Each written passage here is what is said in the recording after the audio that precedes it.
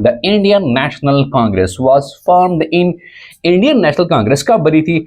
28 दिसंबर 1885 में ये बनाई गई थी। और फिर ये सवाल मोस्ट इंपॉर्टेंट है कि इंडियन नेशनल कांग्रेस किस सिटी में बनाई गई थी? तो वो याद रखिएगा, बम्बई, इन बम्बई।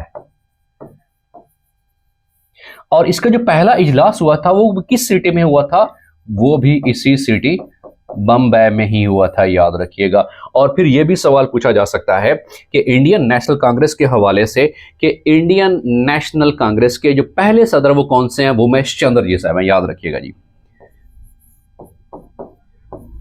पहले सदर कौन से हैं? वो उमेश चंद्र, याद रखिएगा जी, वो उमेश चंद्र साहब जी। और फिर पहले मुस्लिम सदर कौन से हैं? यह भी सवाल मोस्ट इंपॉर्टेंट है कि पहले मुस्लिम सदर बदरुद्दीन तैयब साहब, याद रखिएगा,